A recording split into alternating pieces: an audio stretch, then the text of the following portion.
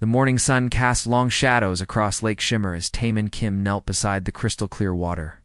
He dipped his sample container into the lake and watched the liquid swirl inside the glass tube. This was his favorite part of the day. The lake was peaceful here on Kepler-4 for 2b. Far from the noise and bustle of the colony base, Tae-Min had been working as a xenobiologist. On this distant world for 3 years now, every morning he came to different locations around the northern continent to collect water samples. The work was simple, but important. The colonists needed to understand this alien world if they were going to make it their permanent home. He sealed the sample container and placed it carefully in his collection kit. The water in Lake Shimmer always fascinated him. It contained microscopic organisms unlike anything found on Earth. Under his microscope back at the lab, they looked like tiny dancing jewels. A splash in the water caught his attention. Taemin looked up from his kit and scanned the lake surface. The water was usually calm in the morning.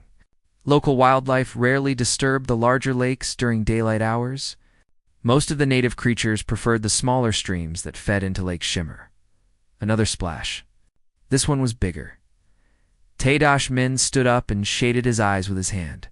About 50 meters from shore, something was moving in the water. At first he thought it might be a piece of debris floating on the surface, but then he saw it move again. It was not debris. Something was struggling in the water. Taemin moved closer to the water's edge. The lake was deeper than it looked. The crystal formations on the bottom created an optical illusion that made shallow areas appear much deeper than they actually were. But he knew from his surveys that the center of the lake dropped down over 30 meters. The struggling shape moved closer to shore. Taemin could now see it was some kind of animal. It had a sleek body covered in what looked like fur that changed colors as it moved through the water. The creature had 6 limbs that paddled frantically against the current. It was drowning. Tae-Min felt his heart rate increase. Colony protocols were very clear about contact with native wildlife. Researchers were supposed to observe and document, but never interfere. The natural ecosystem of Kepler-4 was delicate and poorly understood. Human interference could have unexpected consequences. But as Taemin watched, the creature's movements became weaker. Its head dipped below the surface for several seconds before it managed to lift it up again. The animal was clearly exhausted and losing the fight against the water. Tae-Min looked around the empty lakeshore. No other colonists were nearby. No supervisors. No one would know if he broke protocol just this once. He kicked off his boots and threw his jacket onto the ground. The water was cold as he waded in. The rocky bottom was slippery under his feet. Within a few steps, the lake bottom dropped away sharply. Taemin took a deep breath and began swimming toward the struggling creature. The distance was further than it had looked from shore. By the time Taemin reached the animal, his lungs were burning from the effort. The creature was barely keeping its head above water now. Up close, Taemin could see that it was beautiful and alien at the same time.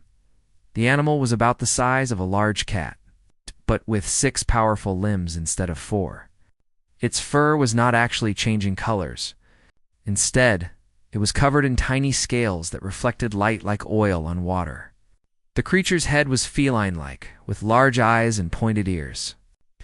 But its face was more expressive than any earth animal Taemin had ever seen. When the creature saw Taemin approaching, it made a sound unlike anything he had heard before. It was part whistle and part something else entirely. The sound seemed to carry emotion. Fear, hope, and desperation all mixed together. Tae-Min reached out carefully. He did not know if the animal would try to scratch or bite him. Many frightened animals lashed out at anything nearby, even creatures trying to help them. But this alien creature surprised him. Instead of fighting, it seemed to understand that Taemin was trying to help. The animal allowed him to wrap his arms around its middle section. Its fur felt strange against his skin. Not like mammal fur at all, but more like very fine feathers. Supporting the creature's weight made swimming much harder. Taemin had to fight to keep both their heads above water. The animal was heavier than it looked, and its 6 limbs made it awkward to hold properly. The swim back to shore felt like it took forever. Taemin's muscles ached from the cold water and the extra weight. Several times he thought they both might drown. But each time he felt his strength failing, he looked down at the creature in his arms. Its large eyes stared up at him with what looked like trust. Finally, Taman felt solid ground under his feet again. He carried the creature onto the rocky shore and set it down gently on a patch of soft grass. The animal was breathing, but barely. Its chest rose and fell in quick, shallow movements. Min had taken basic first aid training, but he had never tried to resuscitate an alien creature before. He placed his hands on the animal's chest and began pushing gently in a steady rhythm. He had no idea if this would work on an alien, but it was the only thing he could think to try. After what felt like hours but was probably only a few minutes, the creature coughed. Water sprayed from its mouth and nose. Its breathing became stronger and more regular. The animal opened its eyes and looked directly at Taman. For a moment, neither of them moved. Then the creature made that strange purring whistling sound again. But this time, the emotion was different. This time it sounded like gratitude. Min sat back on his heels, breathing heavily. He was soaked and cold, but he felt good about what he had done. The creature was alive. That was what mattered. The animal tried to stand, but its legs were too weak. It managed to lift its head and look at Taman again. Then it made another sound. This one was softer, almost like a whisper. Then the creature's eyes closed and it collapsed onto the grass. It's unconscious but still breathing. Taman looked down at the alien animal he had just saved. He knew he should probably leave it here and report what had happened to his supervisors. But something about this creature made him hesitate. It had seemed so intelligent, so aware. He made a decision that would change everything. Min gathered up his boots and jacket, then carefully lifted the unconscious creature in his arms. It was time to take his new friend back to the colony research facility. Protocol or no protocol, this animal needed medical attention. As he walked back toward the colony base, Taman did not notice the strange burns on the creature's legs. He did not see the tiny metallic objects embedded in its fur, and he had no idea that he had just rescued something that would soon make his enemies very angry. All he knew was that he had saved a life today, and that felt like the right thing to do. Taman pushed through the glass doors of the research facility carrying the unconscious alien creature. Water dripped from his clothes onto the clean white floor. The animal felt warm against his chest. Its strange breathing patterns steady, but weak. The main laboratory was busy with morning activities. Several researchers looked up from their workstations when they saw Taman enter. Their faces showed surprise and concern. Bringing wild animals into the sterile research environment was strictly forbidden. Min, what are you doing? Dr. Sora Park's sharp voice cut through the lab noise. The chief xenobiologist stepped away from her microscope and walked toward him. Her expression was not pleasant. Dr. Park was a small woman with gray hair pulled back in a tight bun.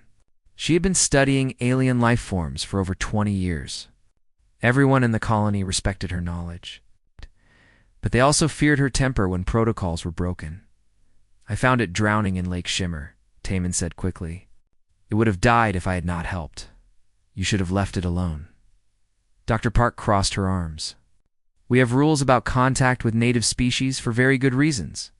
You could have contaminated yourself with unknown pathogens. Or worse, you could have contaminated the creature with earth bacteria. Other researchers gathered around them. Some whispered among themselves. Taman felt embarrassed, but he did not regret his decision. Look at it, Taman said softly. Really look at it. This is not just any animal. Dr. Park moved closer and examined the creature in Taman's arms. Her angry expression slowly changed to one of scientific curiosity. The animal's 6 limbs were unlike anything they had cataloged on this planet. Its iridescent scales caught the laboratory lights and created rainbow patterns across its body. Hey, one. Dr. Park called to the medical technician. Prepare examination table 3 and get the portable scanner ready. Heiwan was a young woman who handled all medical equipment in the facility. She moved quickly to set up the examination area. Her hands worked efficiently to prepare the scanner and monitoring devices. Put it down here gently, Dr. Park instructed. The examination table had soft padding that would be comfortable for the creature. As soon as Taman placed the animal on the table, something unexpected happened. The creature's eyes opened immediately. It looked around the unfamiliar room with obvious fear. Then its gaze found Taman, and it relaxed slightly. "Interesting," Dr. Park murmured. "It seems to recognize you." The creature tried to sit up but was too weak. It made that strange purring whistle sound that Taman had heard by the lake. The sound was softer now, almost questioning. "I think it is trying to communicate," Taman said. Dr. Park raised an eyebrow. "Animals do not communicate in the way you are thinking. They make sounds to express basic needs or emotions." But as she spoke, the creature turned its head toward her voice. Its large eyes seemed to study Dr. Park with obvious intelligence.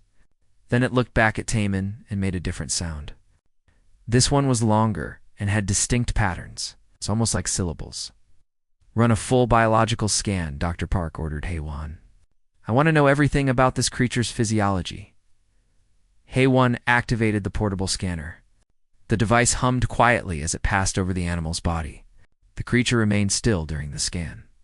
As if it understood what was happening, the results appeared on a nearby monitor screen.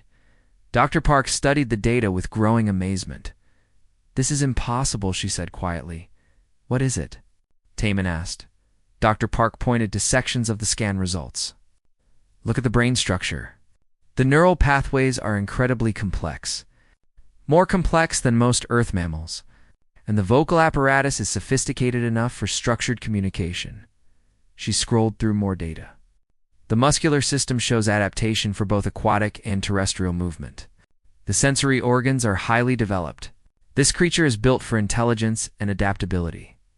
Haywan was examining another part of the scan results. "Dr. Park, you should see this." The medical technician highlighted several areas on the creature's body. Dark spots appeared on the scan, where normal tissue should have been. "What am I looking at?" Dr. Park asked. "Burn marks," Haywan said. "These are energy weapon burns, and they are recent." The room became very quiet. Everyone stared at the scan results. Energy weapons were not used by the human colonists. The only energy weapons on this planet belonged to the security forces, and they had not reported any incidents involving native wildlife. "There is more," Haywan continued. She zoomed in on smaller anomalies scattered across the creature's body. "These are artificial objects.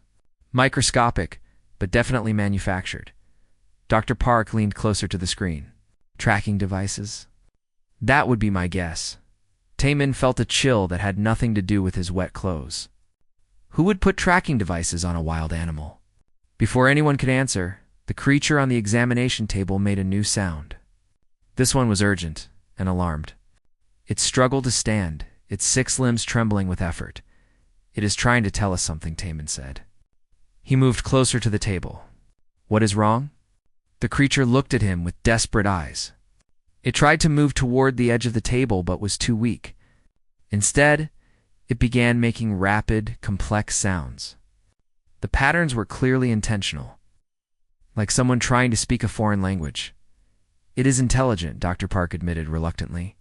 "But intelligence does not explain the tracking devices or the weapon burns." Haywan was studying more scan data. "Dr. Park, I found something else. The creature has given birth recently. Probably within the last few weeks. The implications hit everyone at the same time. If this animal had offspring somewhere, they might also be in danger from whoever had attacked their mother."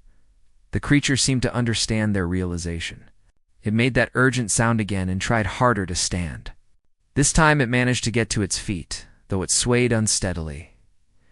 "It wants to go somewhere," Taman said. "It is trying to lead us somewhere." Dr. Park looked conflicted. Following the creature would mean breaking even more protocols. But the evidence of violence and artificial tracking devices changed everything. This was no longer just about helping a wild animal. "We need to contact Commander Lee," she said finally. "This could be a security issue." The creature heard the serious tone in her voice and became more agitated. It tried to climb down from the examination table. Timon caught it before it could fall. "Wait," he said to Dr. Park. "What if contacting security makes things worse? What if whoever hurt this creature has people in the colony?" It was a disturbing thought. The tracking devices meant someone with advanced technology had been experimenting on local wildlife. That someone could be human. The creature in Taemin's arms made a soft sound and touched his face with one of its front paws. The gesture was unmistakably gentle and trusting. "It trusts you," Dr. Park observed. "That is remarkable for a wild animal that has been traumatized." Taemin looked down at the creature. Its large eyes seemed to hold intelligence and awareness that went far beyond simple animal instinct. "What do we do?" he asked. Dr. Park was quiet for a long moment. When she spoke, her voice was careful and measured. "First, we keep this quiet until we understand more. Second, we help this creature recover. And third, we find out who did this and why." The creature made that purring whistle sound again. But this time, Taemin could have sworn it sounded like approval. Outside the research facility, storm clouds were gathering over Lake Shimmer. But inside the laboratory, 3 humans and 1 alien creature were beginning an alliance that would change everything they thought. They knew about their new world. 3 days passed since Taemin brought the alien creature to the research facility.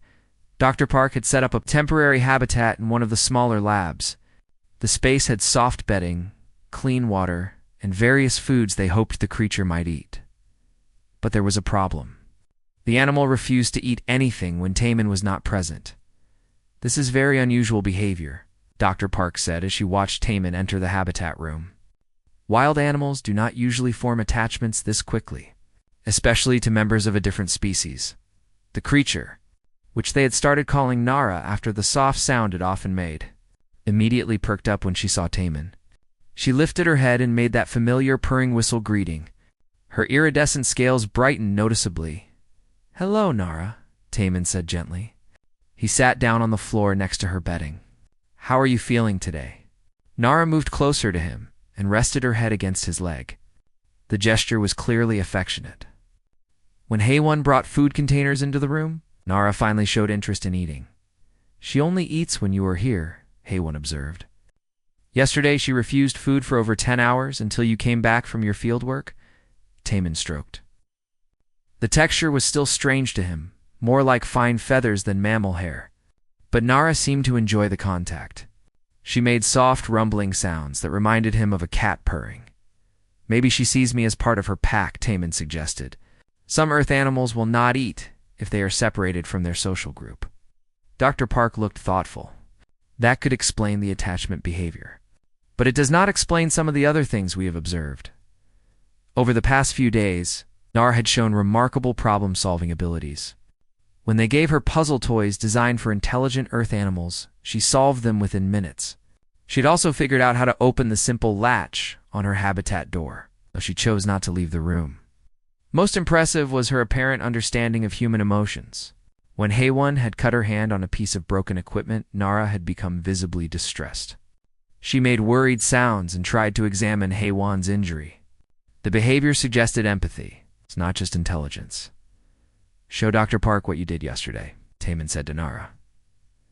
Nara tilted her head as if considering his words. Then she moved to the sandy area of her habitat where they had scattered some fine gravel for her to dig in. Using one of her claws, she began drawing shapes in the sand.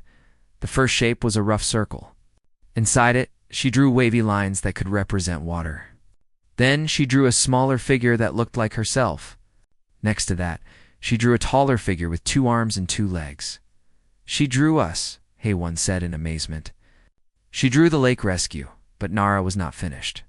She drew more figures in the sand. Several smaller shapes that looked like miniature versions of herself. Around these smaller figures, she drew what appeared to be a cave or shelter. Dr. Park knelt down to examine the drawing more closely. "What is she trying to tell us?" Nara looked up at them with obvious frustration. She made several complex sounds, as if trying to speak. When they did not understand, she returned to her drawing. This time, she added new elements that made everyone in the room go quiet. She drew tall figures that did not look like humans or like herself. These figures appeared to be holding long objects that could be weapons. She drew lines connecting these threatening figures to the smaller versions of herself. Then Nara did something that made Taemin's heart race. She looked directly into his eyes, and suddenly his mind filled with images that were not his own. The vision was brief but intense. Taman saw flashes of a dark place with metal walls. Small creatures that looked like young versions of Nara were kept in cage-like containers. Strange beings in protective suits performed procedures on the frightened animals. There was pain and fear and desperation. Then the vision shifted. Taman saw Nara fighting to protect the smaller creatures. He felt her determination to get them to safety, even if it meant sacrificing herself. The images ended with her carrying something precious toward the lake where Taman had found her.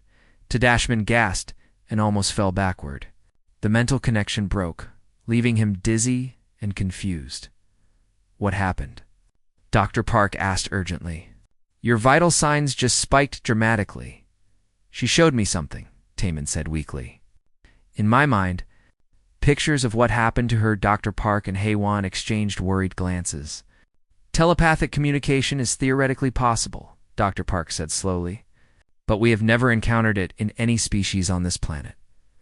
Nara moved closer to Taman and made soft, concerned sounds.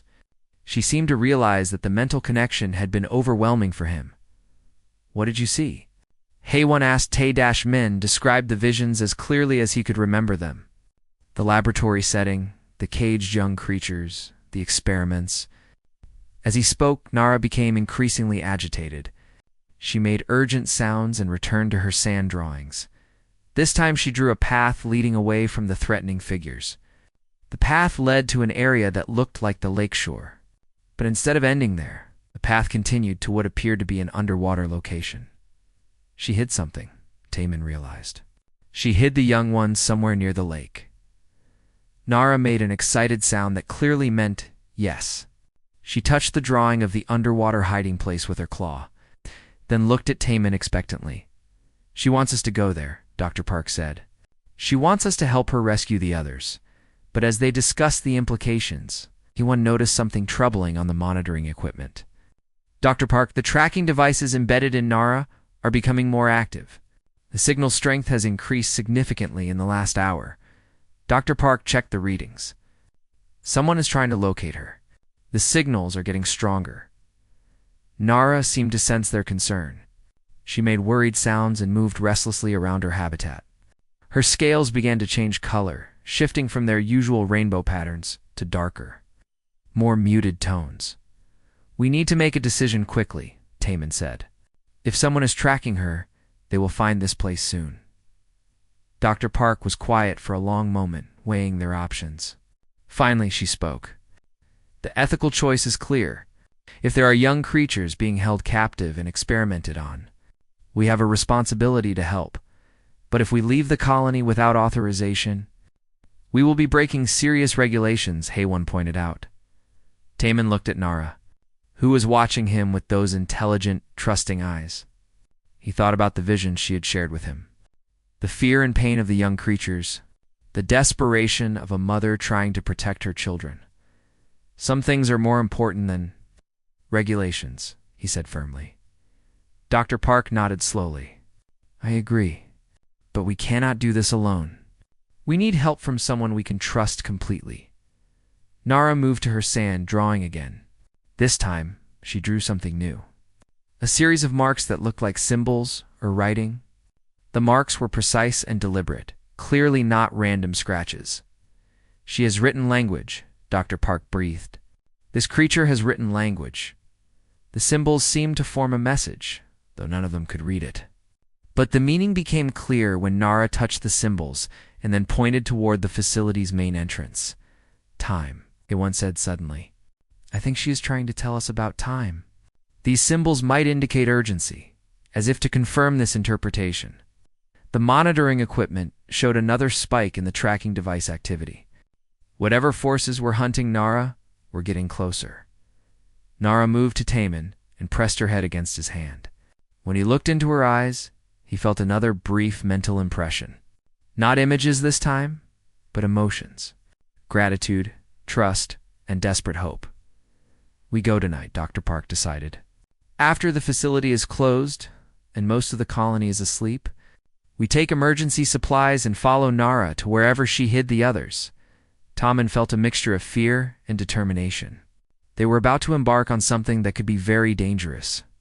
But looking at Nara, he knew they had no choice. Some bonds transcended species barriers. Some responsibilities were more important than personal safety. And sometimes doing the right thing meant risking everything. Tonight, they would find out what Nara had been protecting. And Taman had a feeling that discovery would change their understanding of everything. The night air was cold as Taman, Dr. Park, and Haywan followed Nara through the darkness toward Lake Shimmer. They had waited until after midnight to leave the research facility. Most of the colony was asleep, and the security patrols were focused on the outer perimeter. Nara moved with surprising strength for someone who had been near death just days ago. She led them along paths that avoided the main colony routes. Her 6 limbs gave her excellent balance on the rocky terrain, and she seemed to know exactly where she was going. "Are you sure about this?" Haywan whispered as they climbed over a fallen tree. "If we get caught outside the colony boundaries without authorization, we could lose our jobs. If we do nothing, innocent creatures will suffer," Dr. Park replied quietly. "Some risks are worth taking." Taman carried a waterproof, light, and emergency breathing equipment. Dr. Park had brought medical supplies and a portable scanner. Haywan carried communication devices and recording equipment to document whatever they found. When they reached the shore of Lake Shimmer, Nara stopped and made soft sounds toward the water. The lake looked different at night. The crystal formations on the bottom glowed faintly in the darkness, creating an eerie blue-green light beneath the surface. Nara moved to the water's edge and looked back at the humans expectantly. She made a series of complex sounds that seemed to be instructions. "I think she wants us to follow her into the water," Taman said. Dr. Park activated her scanner and checked the lake depth readings. "The water is much deeper here than where you rescued her. At least 15 meters deep." Nara seemed to understand their concern. She touched Taman's arm gently and projected another brief mental image. This time he saw an underwater cave system with air-filled chambers. The caves extended far beneath the lake bottom. "There are air pockets," Taman reported. "We can breathe once we get inside the cave system." They put on their emergency breathing gear and waterproof lights.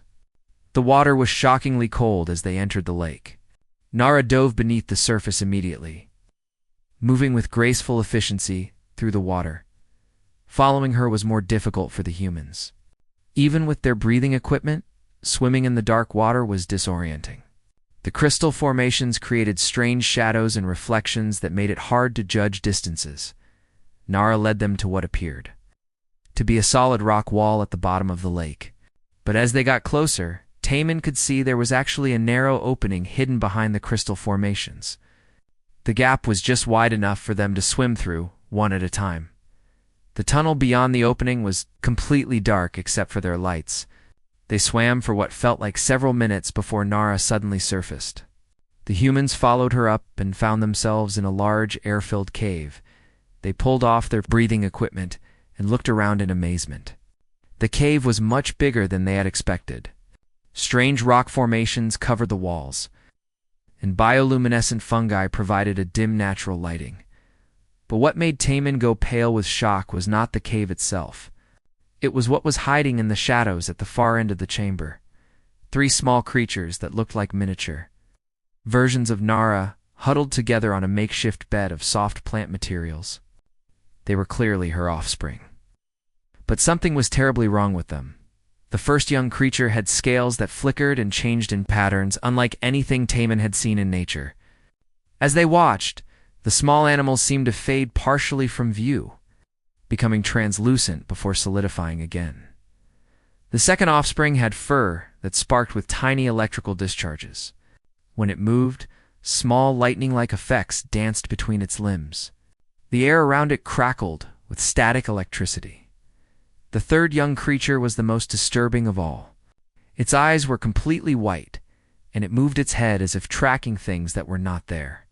Occasionally, it would make soft sounds and point at empty spaces in the cave. What has been done to them?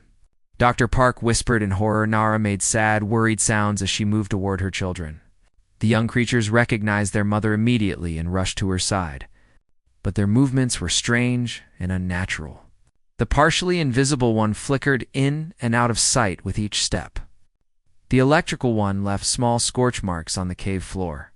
The white-tied one seemed to be listening to voices no one else could hear. Dr. Park activated her scanner and began examining the young creatures. The readings made her face grow grim.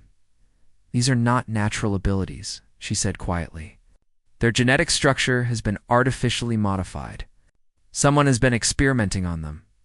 Heywan was exploring the rest of the cave with her light. She called out urgently from a corner of the chamber, "You need to see this." They joined her at what appeared to be a pile of debris, but closer examination revealed it was actually damaged scientific equipment. Broken containers, twisted metal instruments, and shattered data tablets were scattered across the cave floor. Tay-Min picked up one of the larger pieces. Even damaged, he could make out a logo printed on the metal surface. It was not a symbol he recognized, but the design was clearly not human in origin.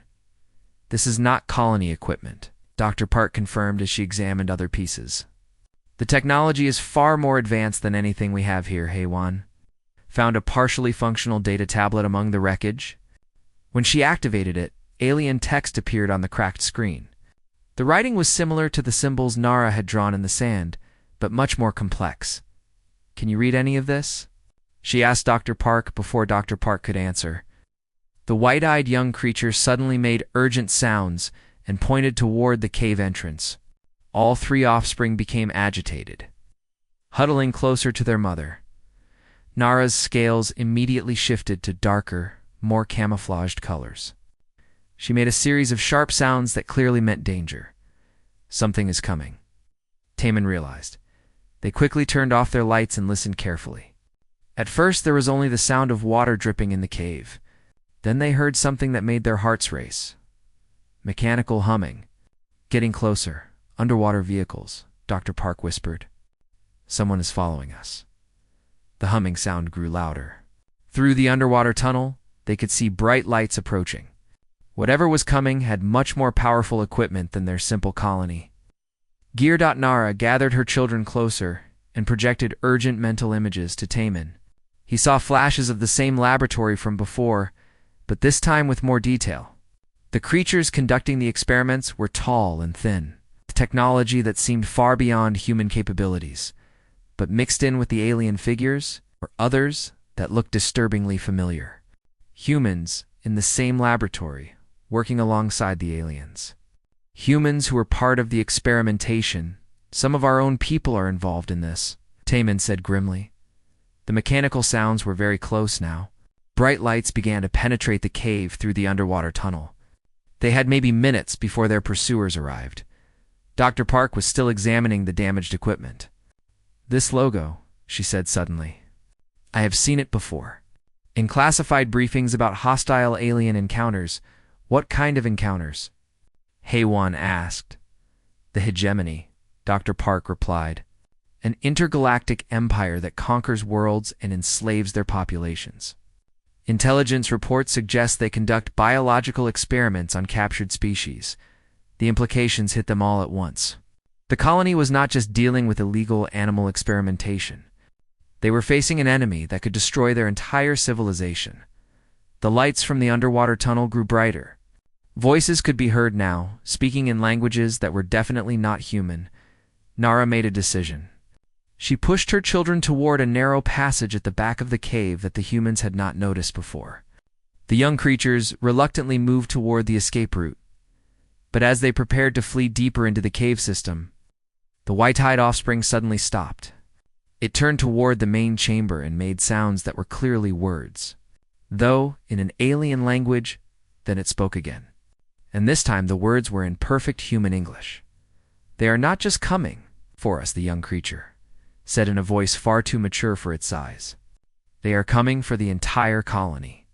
The invasion begins tonight." The cave fell silent, except for the approaching mechanical sounds. Taman, Dr. Park, and Heywan stared at the young creature in shock.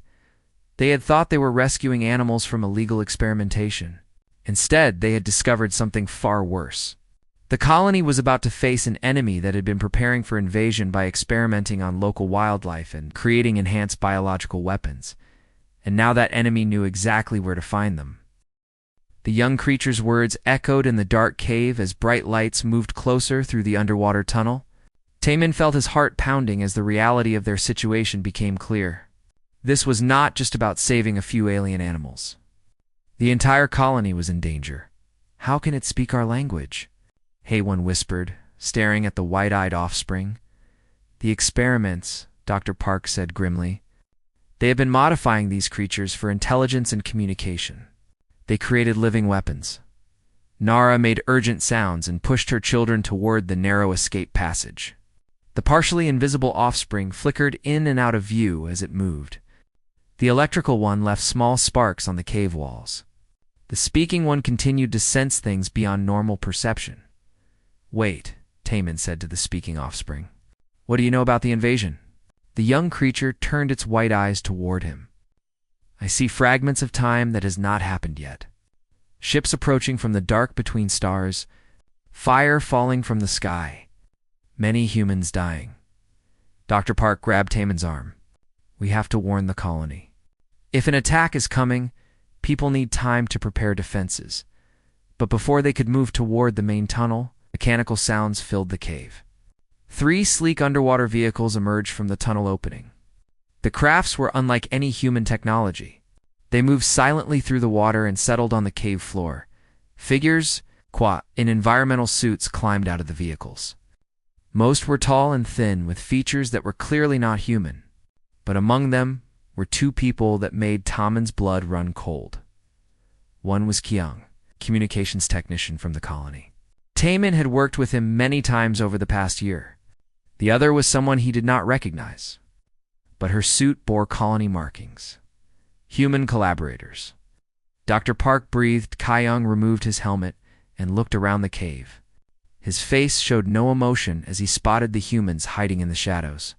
"Dr. Park, Taman, Haywan," he said calmly. "You should not have come here. This complicates our timeline considerably." One of the alien figures stepped forward. It was nearly 2 meters tall, with gray skin and large black eyes. When it spoke, its voice was translated by a device on its chest. "The test subjects must be recovered immediately. The invasion fleet arrives in 6 hours. All biological assets must be secured before the colony is neutralized."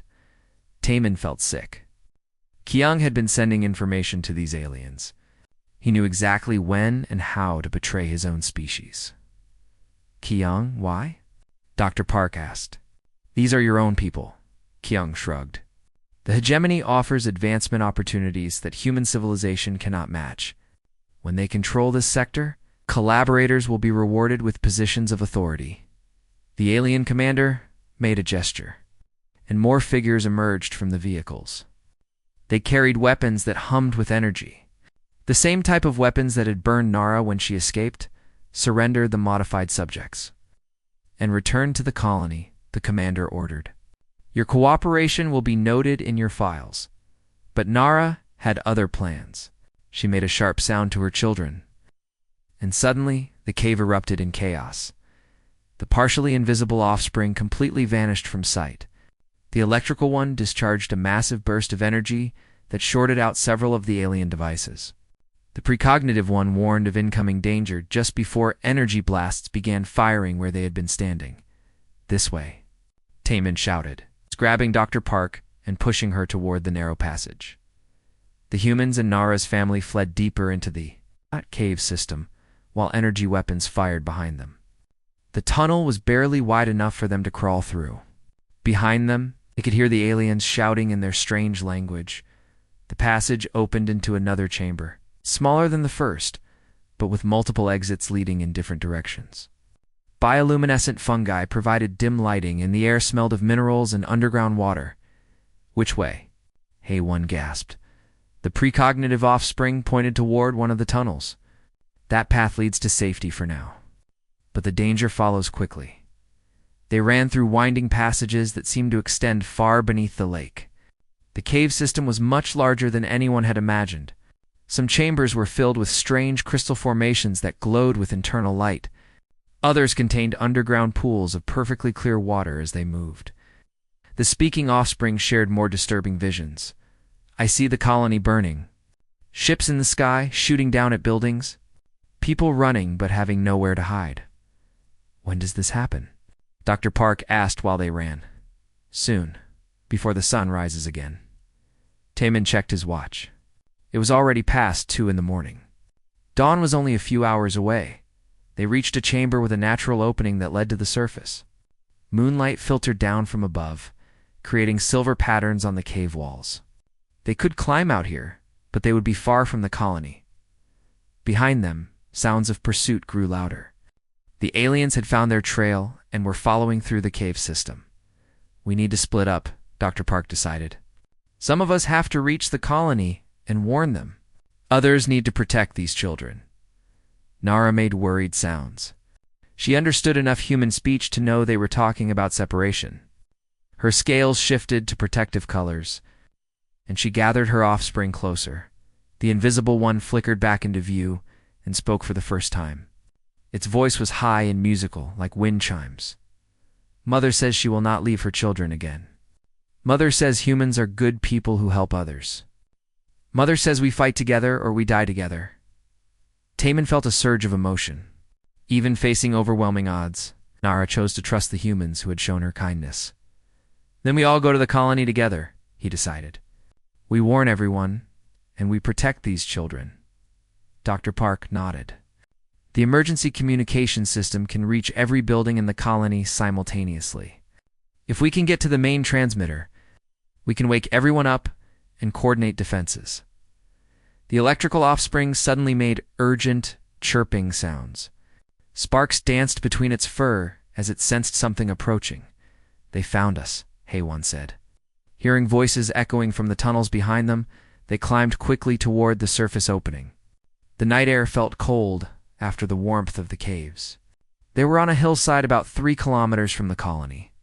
In the distance, they could see the lights of the settlement, but as they looked toward their home, something made them all freeze in terror.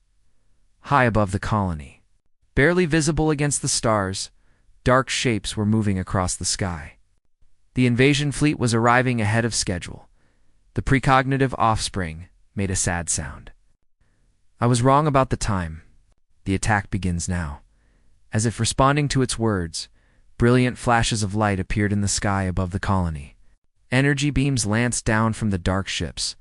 Striking the settlement's outer defenses, the attack on the human colony had begun, and they were still kilometers away, with no way to warn their people in time.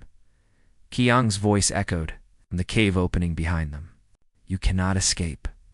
The colony will fall whether you warn them or not. Surrender now, and your deaths will be quick. Taman looked at his companions. Dr. Park, and Hay1 were frightened, but determined. Nara and her children were ready to fight alongside their human friends. They were outnumbered, outgunned and running out of time. But they were not giving up. Sometimes being human meant doing impossible things when the people you cared about were in danger. We run for the colony, Taman decided, and we figure out how to save everyone on the way. In the distance, more explosions lit up the night sky as the battle for the human settlement began. Taman and his companions ran through the darkness toward the colony as explosions lit up the night sky. Behind them, Qiang and the alien soldiers were climbing out of the cave system. Ahead of them, if their home was under attack by ships they could not hope to fight with conventional weapons. We will never make it in time. Hay1 gasped as they ran across the rocky ground. Dr. Park activated her emergency communicator while running. Colony Defense, this is Dr. Park. We are under attack by hostile alien forces. Repeat, we are under attack. Static filled the communicator. Then a familiar voice responded. It was Commander Dongwu Li, the colony security chief. Dr. Park, where are you? We lost contact with 3 patrol units an hour ago. Now we have unidentified ships firing on our perimeter defenses.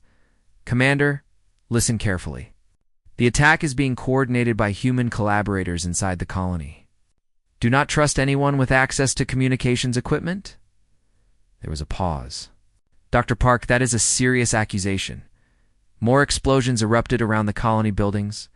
The alien ships were systematically destroying defensive positions and power. Stations. The invisible offspring suddenly materialized next to Taman. Many people hiding in buildings. Ships above cannot see through walls yet, but soon they will use stronger weapons. The precognitive one made worried sounds. I see the big building with many people inside. The ships are turning their weapons toward it. Taman realized they meant the main community center where most colonists would have taken shelter. The building was strong but not designed to withstand military attacks, Commander. Evacuate the community center immediately, Dr. Park shouted into her communicator. The aliens are targeting large buildings. How do you know this? Before Dr. Park could answer, a massive explosion destroyed her words. The community center erupted in flames as energy beams struck it from above. Even from their distance, they could see the building collapse. No. Hey, one whispered in horror, but the electrical offspring made excited, chittering sounds. Sparks danced in its fur as it sensed something. Many people still alive? The invisible one translated. They went to the tunnels under the building before the attack, Commander. Lee's voice came through the communicator again. Emergency evacuation is complete. Most civilians are in the underground shelter system. But we cannot hold these positions much longer. Nara made a series of complex sounds to her children. The three enhanced offspring looked at each other and then at the humans. They seemed to be making a decision. The speaking one turned its white eyes toward Taman. Mother says we will help fight. We were made to be weapons, but we choose who we fight for. You are just children, Dr. Park protested. This is too dangerous. We are not normal children, the electrical one said. Speaking for the first time in human words, we were changed to be soldiers. Now we use that change to protect good people. The invisible offspring flickered in and out of sight rapidly. I can go where enemies cannot see me. I can damage their ships from inside. The precognitive one pointed toward the colony. I can see where they will attack next. We can be ready. Taman looked at Nara, who made soft sounds of both pride and worry. She was scared for her children, but she understood that their enhanced abilities might be the only way to save the colony. What do you need us to do? He asked. The speaking offspring closed its eyes and concentrated. When it opened them again, its expression was very serious. The ships have a weakness. Their power comes from crystals like the ones in your lake. If we can disrupt those crystals, ships will fall. Dr. Park activated her scanner and pointed it toward the attacking ships. The readings showed massive energy signatures concentrated in the center of each vessel. The power cores are heavily shielded, she reported. We would need to get something inside the ships to damage them. The invisible offspring made excited sounds. It flickered completely out of sight and then reappeared. I can carry small objects inside the ships. What kind of small objects make big explosions? Hay-One smiled grimly. The mining charges we use for geological surveys, they are small but very powerful. Where do we get mining charges? Taman asked. The equipment storage building near the mining operations. But that area is under heavy attack. Commander Lee's voice crackled through the communicator again. All defensive positions have fallen. Alien ground forces are moving toward the civilian shelters. We need immediate assistance. The precognitive offspring suddenly made urgent warning sounds. Danger coming from behind. The followers from the cave are very close. Taman turned and saw lights approaching through the darkness. Kyung and the alien soldiers had vehicles now and were closing the distance rapidly. We are trapped between the invasion force and the pursuit team, Dr. Park said, but Nara made a sound that seemed almost like laughter. She looked at her children with obvious pride and made a series of commands. The electrical offspring moved to a large boulder and placed its paws against the stone. Electrical energy flowed from its body into the rock. The boulder began to glow with stored power. The invisible offspring grabbed several small rocks and vanished from sight. Moments later, the approaching vehicles exploded as invisible projectiles struck their fuel systems. The precognitive offspring pointed toward a different path that would take them closer to the colony while avoiding the remaining pursuit vehicles. Mother says humans taught us something the bad. Aliens do not understand, the speaking offspring explained. Mother says humans fight for each other, not just for themselves. This makes humans stronger than they look. Timon felt a surge of determination. Nara was right. The colonists were not just fighting to survive. They were fighting to protect their friends and families. That gave them strength that pure military force could not match. Commander Lee. "This is Dr. Park," she said into her communicator. "We have allies with special abilities approaching the mining storage facility. We need someone to meet us there with authorization codes." "Dr. Park, what kind of allies?" "The kind that can walk through walls and throw lightning. Just trust us." There was a pause. "Biram will meet you at Storage Building 7. She has access to all mining equipment." They ran toward the colony as explosions continued to light up the sky. The alien ships were focusing their attacks on military targets now, trying to eliminate organized resistance. But as they got closer to the storage facility, Timon realized something that filled him with hope. The colonists were not running away. Despite facing impossible odds, people were fighting back with whatever weapons they could find. Some used construction equipment as improvised weapons. Others had created barriers from mining equipment. The colony was showing something that alien invasion calculations had not accounted for. Humans did not surrender easily, even when defeat seemed certain. Borum, the colony defense coordinator, met them at the storage building. She was a tough woman who had served in Earth's military before joining the colony mission. "Dr. Park, what exactly are these allies you mentioned?" Nara and her children stepped into the light. Bjorn's eyes widened as she saw the enhanced offspring. "They are enhanced beings who choose to fight alongside us," Dr. Park explained quickly. "They can do things that normal soldiers cannot do." Bjorn looked at the explosions around the colony and the alien ships in the sky. Then she looked at Nara's children. "Right now, I will take help from anyone willing to fight for this colony," she decided. "What do you need?" Bjorn led them into the storage building where mining equipment was kept. The walls shook from explosions outside as alien ships continued their attack on the colony. Emergency lights flickered on and off, casting strange shadows across the room. "These are our most powerful mining charges," Bjorn said, opening a secure container. "Each one can blast through solid rock, but they are designed for controlled explosions, not combat." The invisible offspring examined the charges carefully. Even when visible, the young creature seemed to shimmer slightly, as if not completely solid. "I can carry 3 of these inside each ship," it said in its musical voice. "But I need to know exactly where to place them for maximum damage." Dr. Park activated her scanner and studied the alien vessels hovering above the colony. The power cores are in the center of each ship, but they are surrounded by multiple layers of shielding. The precognitive offspring closed its white eyes and concentrated. When it opened them, it spoke with certainty. "Place the explosives near the crystal chambers. The crystals will amplify the explosion and destroy the ship from within." Sung Ho, the chief engineer, arrived at the storage building carrying additional equipment. He looked exhausted and worried, but his eyes showed determination. "Commander Lee sent me to help with whatever plan you have," he said. "Half our defensive systems are down. The alien ground forces will reach the civilian shelters within the hour." Taman explained their plan quickly. Sung Ho listened with growing amazement as he learned about the enhanced abilities of Nara's children.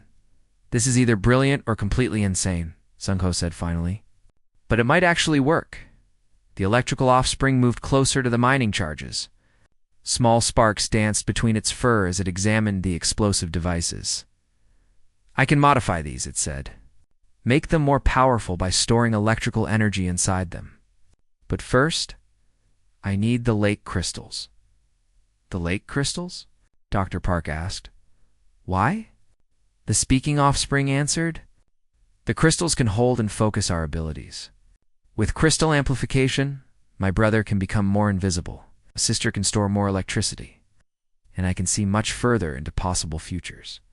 Nara made urgent sounds and pointed toward the window. Through the glass, they could see alien ground forces moving between the buildings. The soldiers wore powered armor and carried energy weapons. "We are running out of time," Yuan said. Bjorn made a decision. Sung-Ho, take a team to Lake Shimmer and collect as many crystals as you can carry. Everyone else. We prepare the charges and coordinate with Commander Lee. But the precognitive offspring suddenly made warning sounds. Wait, I see something important. The alien commander is not on the ships. He is underground, in the old mining tunnels beneath the colony. Why would he be underground? Taman asked. The young creature's white eyes focused on something only it could see. He is setting up a device. Something that will kill all humans in the colony at once, even those in the shelters. Dr. Park felt cold with horror. A biological weapon? Worse, a device that removes all oxygen from the air.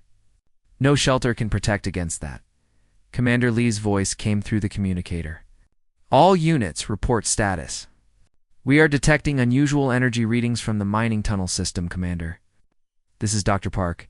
You need to send a team to stop an alien device in the tunnels. It is designed to eliminate all oxygen in the colony. Dr. Park. Our people cannot fight alien soldiers in the confined tunnels. We do not have the right equipment. Nara made a series of determined sounds to her children. The three enhanced offspring looked at each other and nodded. We will go to the tunnels, the Invisible One decided. I can move through the tunnels without being seen. My brother can disable their equipment with electricity. My sister can guide us by seeing the future. No, Taman said firmly. You are still children. I will not let you go into that danger alone. The speaking offspring turned its white eyes toward him. Taman, you saved our mother when she was drowning. You brought us together as a family. Now let us save your family. Nara moved to Taman and pressed her head against his hand. Through their mental connection, he felt her gratitude and her determination. She was proud of her children and trusted them to do what was necessary. Then we all go together, Dr. Park decided. Humans and Valathi, fighting as one team. BRM distributed communication equipment and emergency supplies. Sung-Ho returned with a bag of lake crystals that glowed with inner light. The electrical offspring touched the crystals, and they began to pulse with stored energy. The Invisible One faded from sight completely, leaving only a faint shimmer in the air. The precognitive one's white eyes began to glow as its abilities were amplified.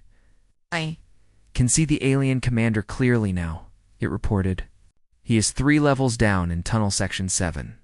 He has 12 soldiers with him and a device that looks like a metal tree with crystal branches, the oxygen elimination device. HFY realized. They made their way through the damaged colony toward the mining tunnel entrance. Explosions continued overhead as the alien ships maintained their attack on the remaining defensive positions. At the tunnel entrance, they met Commander Lee and a small team of security personnel. The commander looked skeptical when he saw Nara and her children.